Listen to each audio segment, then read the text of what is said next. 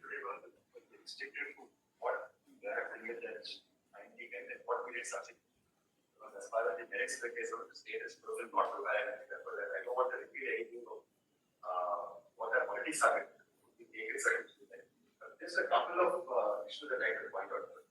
As far as the numbers are concerned, my affidavit details out the total number of applicants pursuant to the original notifications calling for recruitment. That was 1,06,083.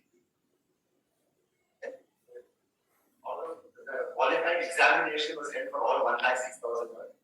Only 67,892 qualified. So therefore, the remaining didn't even pass the first threshold of the qualified examination.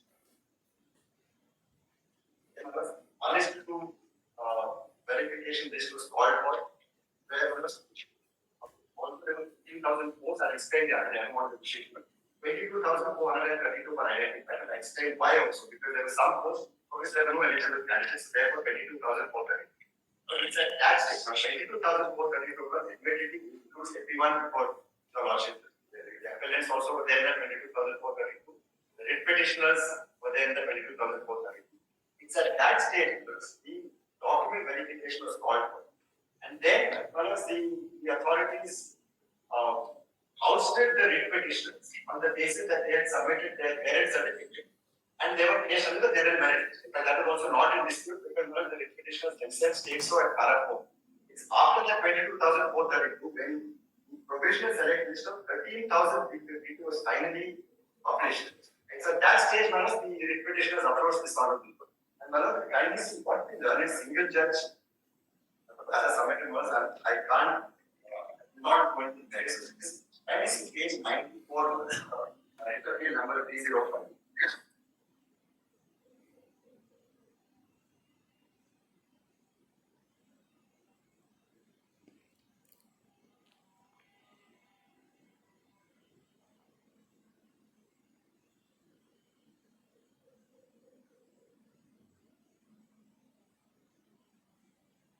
Just give the date of this affidavit where you give all those details.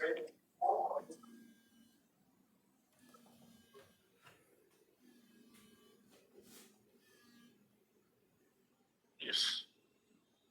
Page. No, just wanted to know the date.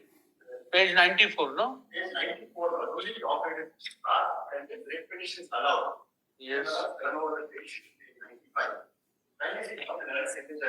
The provisional select list, insofar as it relates to the petitioners being brought under the general merit category, is one.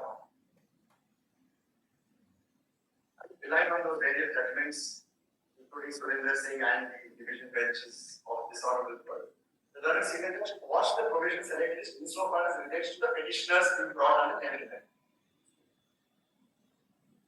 The petitioners, the direction to the state, treat the petitioners as belonging to the categories to which they are applied for, who are the caste and income certificates appended to the applications. Paragraph 4 also relevant because the state is reserved liberty to regulate its procedure by continuing the recruitment and taking into its logical.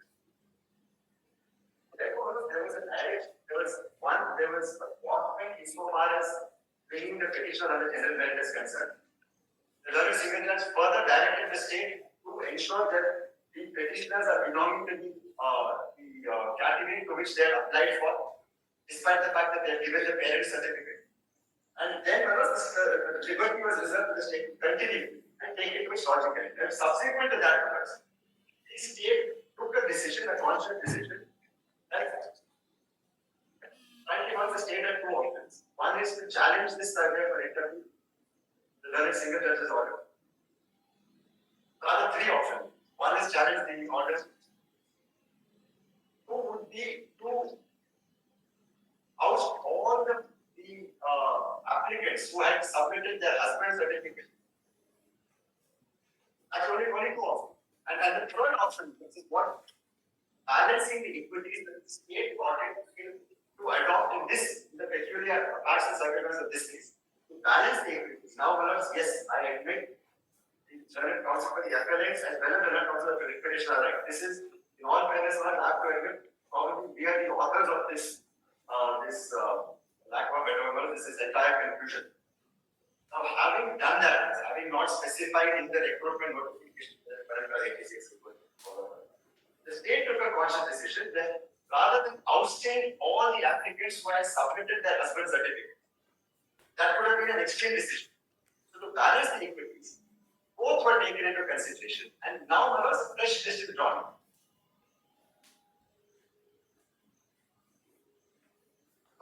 To put it in simplistic terms, initially, we had required the writ petitioner to run a separate race. Only the appellants were made to run this another race. Now, the writ petitioners and the appellants were required. We decided that they will run the same race, and based on the interstate merit amongst them, the fresh merit list is drawn.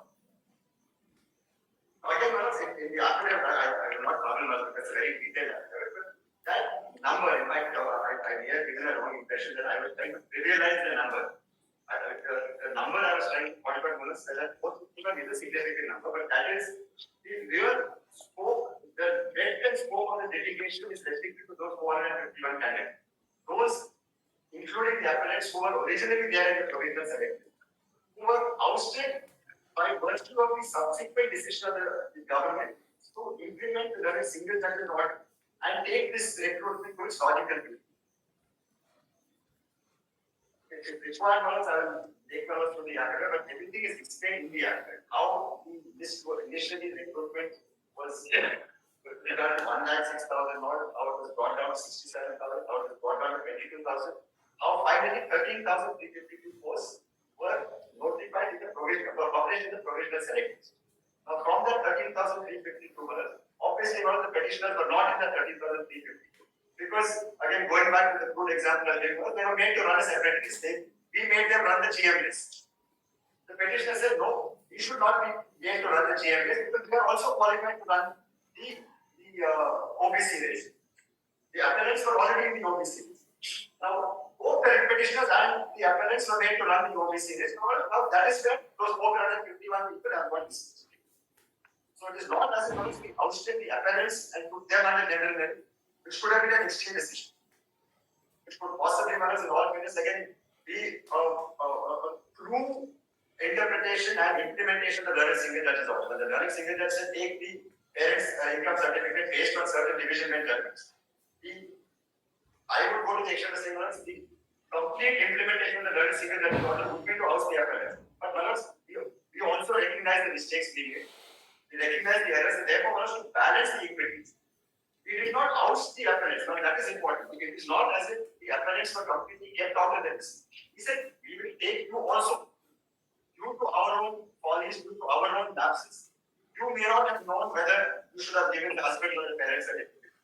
Because of that, now, yes, we will make you all run the same place and we will drop the fresh provisional select list and now the final merit list.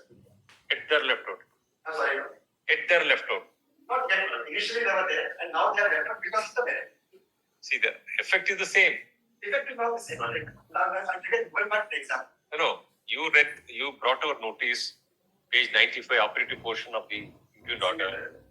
We understand by you reading saying that it's only to the extent of the petitioners before the court, probably to mitigate the adverse effect of the order.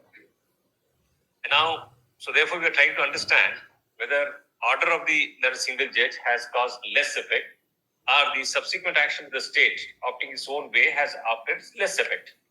But now it looks like it has caused more, adverse effect than the order itself.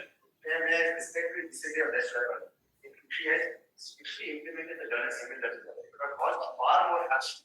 Because then possibly, my lord, we have to take the extreme stand of excluding all the applicants who submitted their husband certificate. But the fact remains either of the case. So that would have had a much larger effect. No. The degree may be different, but the effect is there. There is certainly there are no effects. Correct. So the whole effort here is to see whether without much of a change, maybe a little tweaking here and there, could you accommodate them also? Was the question. That we have not met any answer. Efforts were made at the very highest level. But I was also privy to those meetings where we were there. A lot of efforts were made to see they could be accommodated in any way whatsoever. He was issuing fresh notification. Correct. That decision now to issue fresh notification only to accommodate them would be tantamount to. Of course, the last time you submitted, because this is a district-wise, subject-wise, language-wise availability, and then you just not the availability of vacancies, what you said. If you had come out with some formula to accommodate them, probably things would have been correct. But criteria they were too permitted to participate in the. If that was so, it says that instead of considering that there will be a larger damage, we thought it that the LLC permitted them to participate.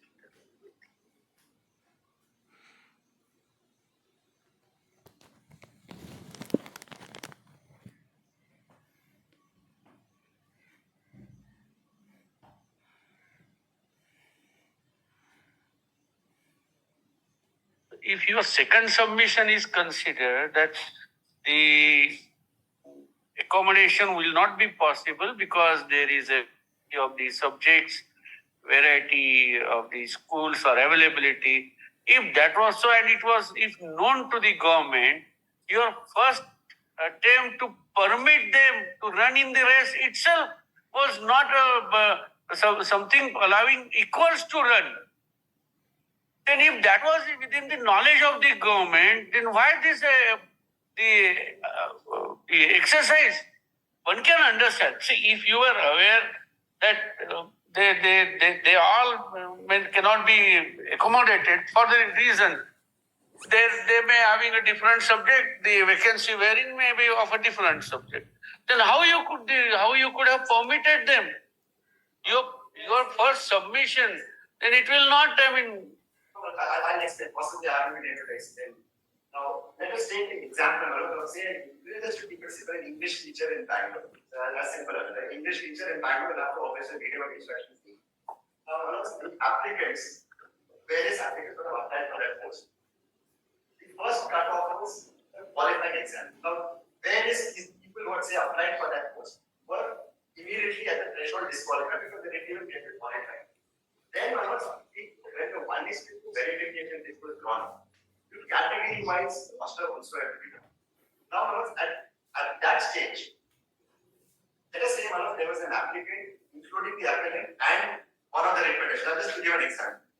Both of them would have been shortlisted in that 22,230 for that English post, for that English teacher post in Bangalore. So both were in the race. Then the mistake possibly the state made was he ousted the writ petitioner from that post which he had applied for because as per the category, he or she would have applied for say 2A or 2B. The state said, sorry, you are not allowed to run that race for that particular post because you are actually a general merit candidate. Now all the effect is of the learners, the implementation of the learner single judges orders. That person who was ousted from that race is now back in race for that same English teacher post for say a 2A category.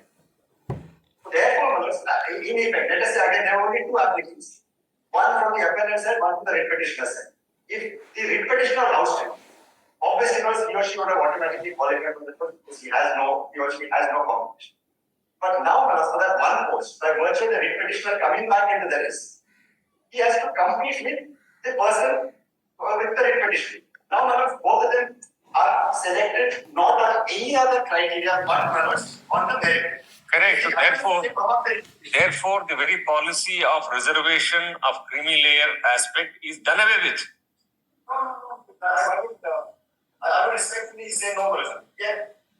To implement the policy of creamy layers, we have to exclude certain persons who are above a certain income limit or so. Correct. Yes. That has been done. Except for how do we do that? Whose income certificate do we take was the question before the learner single. In order to exclude those people from the category of 2A or 2B, 3A or 3B, who form the criteria? Do we take that first applicant's parents' income if he has more than 8 lakhs? If his father has more than 8 lakhs, we would exclude him, or if his husband has more, if her husband has more than 8 lakhs, do we exclude him? As simple as this now. Yes. Instead of going through all this kind of complex Yes. combination, if you had applied, followed 1986 policy. Yes, which is what we did, which is why the appearance were in. The first provisional select list was simply as per 1286. Correct. Yes. Now you did not follow that. We have also, this is a Sir, as simple as that. You did not follow that. I'm sorry, but this is new slightly different. What we have done is, if, again, I'm repeating this. If we had to take a complete departure on 12/12/1986, we would have to necessarily exclude all applicants who gave their husband's certificate. But we have not excluded them. When I say we have not excluded them, we have not said you cannot run this race. But if you are coming in the third place for 2 posts, you are not qualified. It's like this one. Again, there were let's say applicants. Let's leave parents or husband first. Both of us are there. There is one post for backward class, which starts both of us give the certificate as per 1886. Let's assume there is only one post.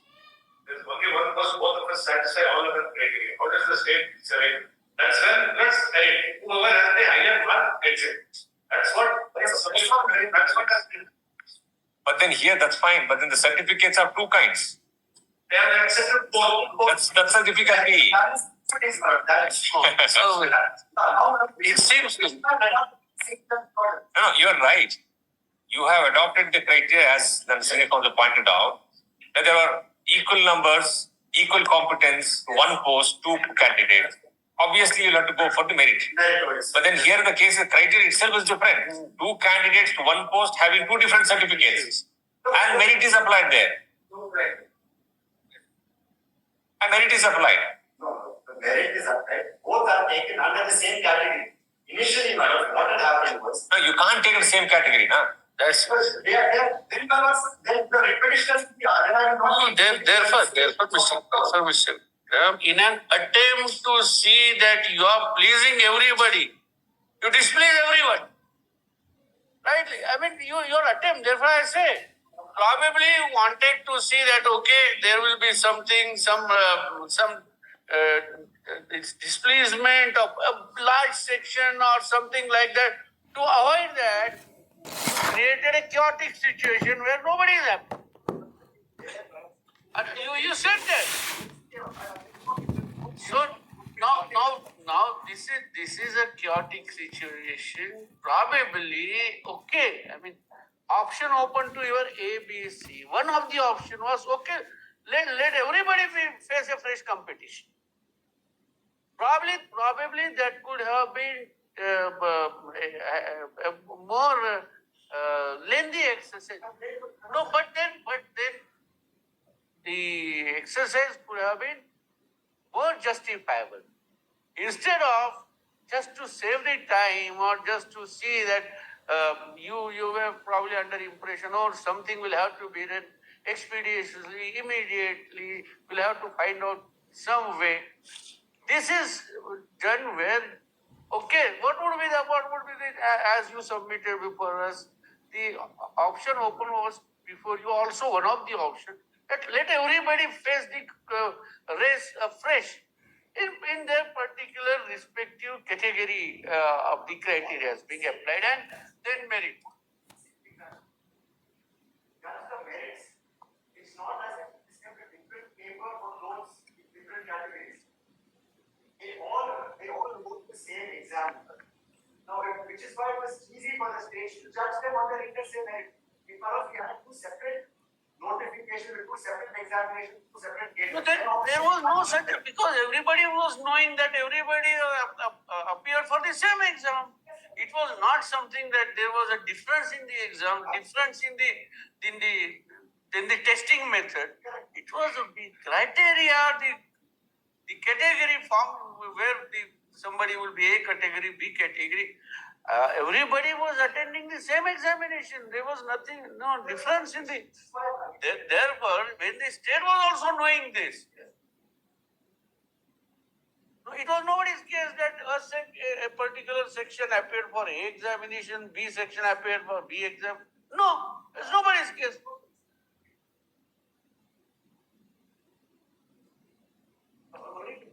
Why I said that is to clarify that when the writ petitioners and persons similarly placed to writ petitioners who submitted their parents' income certificates were brought back into the respective category for which they had applied for, then the only option for the state was to judge the applicants on their intrinsic merits.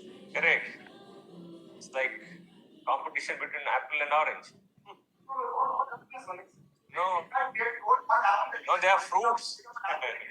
They are fruits, of course, but then in the fruit, there's the different species. Apple and orange. You put the apple with competition with the orange and say that, come on, show your merits. Not at all, there I respectfully once again disagree. We are not saying what we told the writ petitioner person similarly placed was, despite being an apple, we are treating you as an orange. The third signature says no, treating you as an apple. The apple is for always an apple. So therefore, treat us as apples. No, this is our, in all seriousness, this is not something which they did not ask them made to run different races. They all wrote the same exam. Now, we took the learned single judge's order to its logical conclusion, which in a way, in the manner we thought it is best. And the manner we thought it is best, now up to 22,430, there is no problem. They all wrote the same exam, 67,000 qualified, 1 verification is no problem.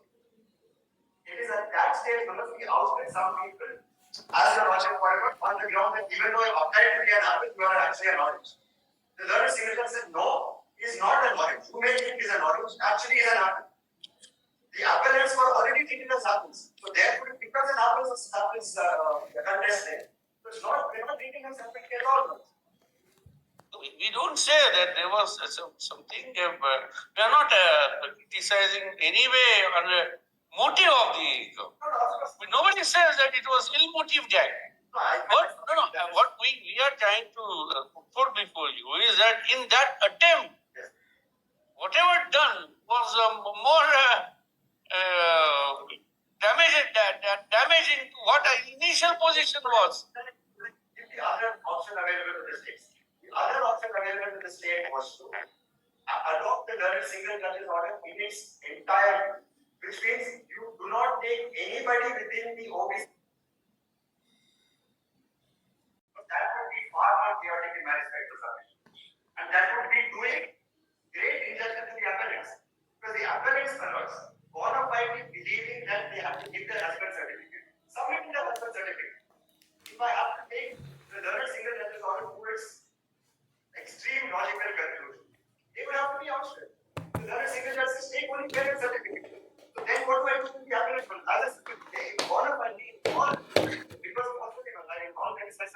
of possibly our mistake, they submitted their husband certificate because 1286 says so. Now, would it be fair for us from now at this stage for me to say no, you are completely outstanding? It would be unfair. Therefore, why are they agreeing? Because they did not qualify on the interstate merit. It is not, they are not agreeing because we disqualified them from their respective categories. If we had brought them under chair, I would have an extremely difficult task to defend the state's position. Unless I challenge the learned single judge's order. Yes. Yes, close.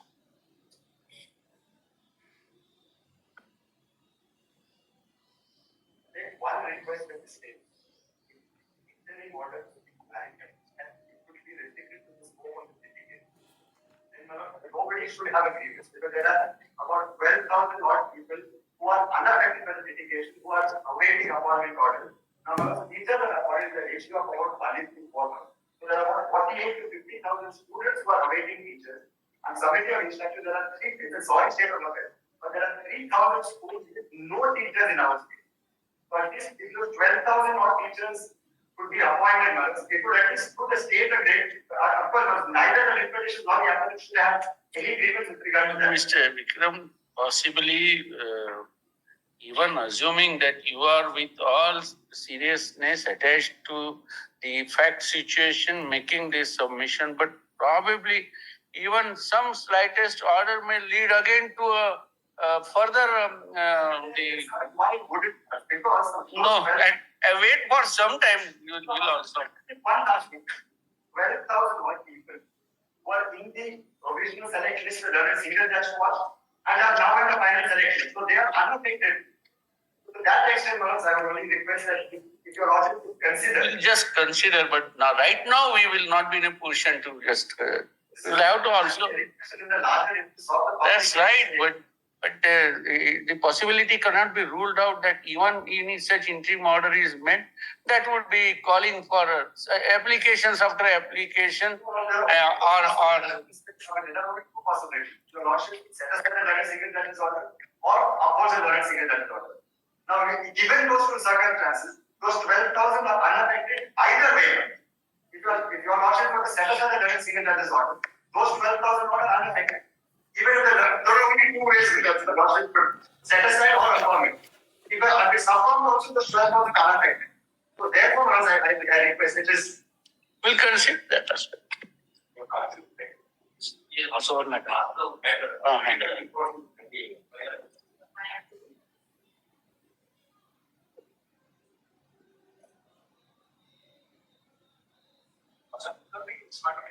yes. I'm only making one single.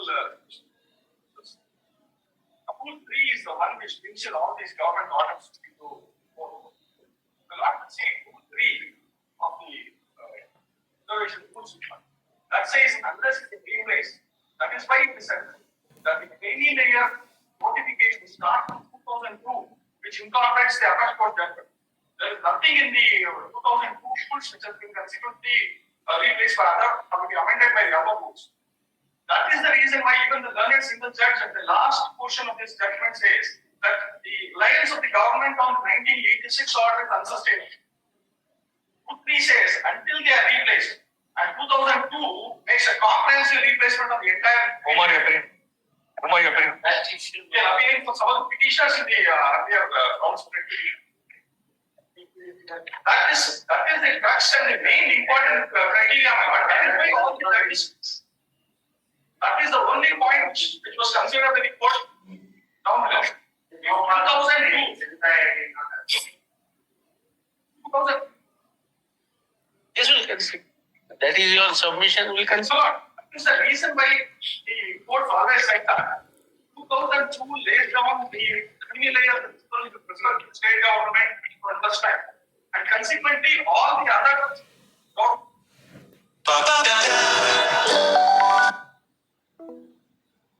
orders which are issued, make a list of the readings of the other government orders which are applied. Nowhere does any of the orders which are prior to 1992 or prior to 2002 appear in any of them. The Lord will see there is a comparison in the minimum and learn side. 2002, 2012, 2018, which ranges from 6 lakhs to 8 lakhs. All of them contain a list of the government orders which are relied upon for the authorities to formulate the criminal layer policies. Nowhere does they contain any of those orders which are prior to 1992, that is the date of the Apex Court judgment, or 2002, where the criminal layer policy was first formulated. Now, the fact that the criminal layer policy is made in 2002 takes away all prior policies which were made by the government. Because Rule C says until these orders, the prior orders are incorporated into the 1993 rules, until they are replaced, altered, or modified. The making of a new policy orders and replace it. That is why the learned single judge at the very last filing. So ultimately you are supporting the judgment of the learned single judge. Yes. Also, the final paragraph says that the reliance of the government on the 1986 order is unsustainable, which is correct. Now the government. Yes, so you are supporting that. Right. Yes. Now the ground may not that the 1986 order has no force.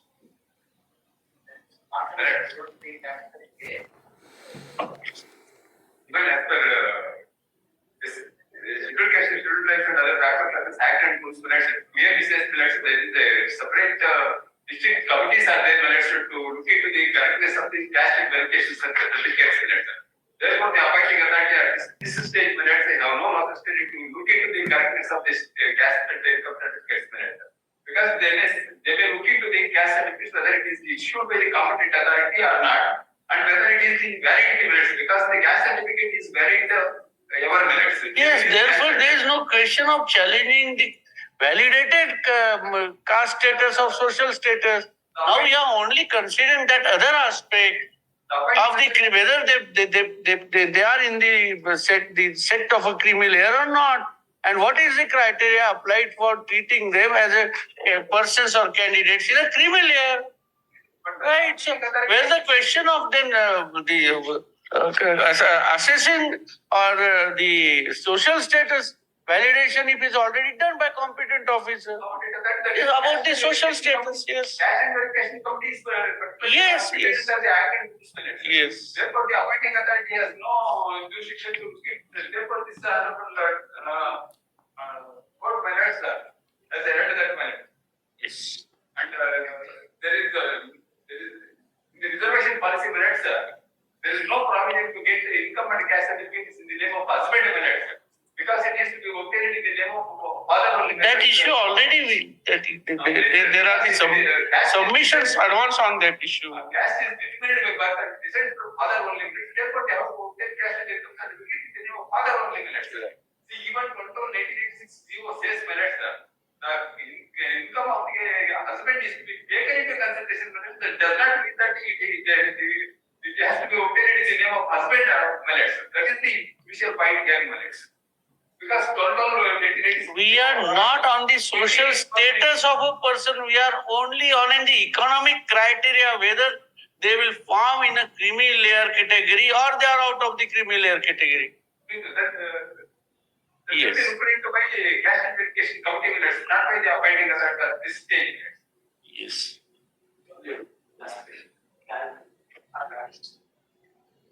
The employment verification aspect of this, that the government order dated 8/2/2013 reservation of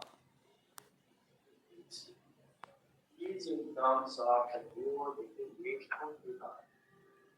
That I called out under the 8/2/2000 refers to the annexed particular. It says the income of the parent and the actor. So that it is a part of the property. Yes. So therefore, there are two things. One from 18. Well, it will be reopening of the argument, sir. So, sir, you all have made your submissions, advance your submissions. We have noted it down. Without a prayer,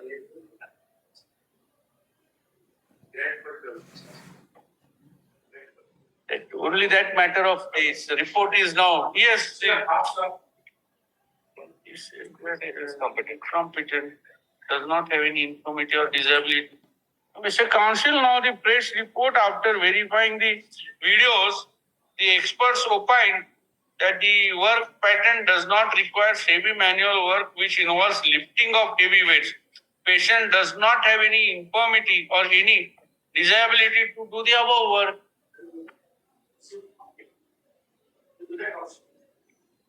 We cannot refer to the expected. Right. We'll only record that now the report is received and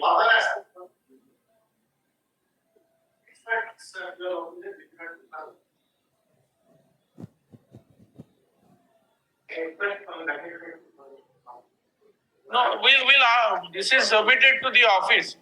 We'll ask the office to prepare the copies and to supply it to you.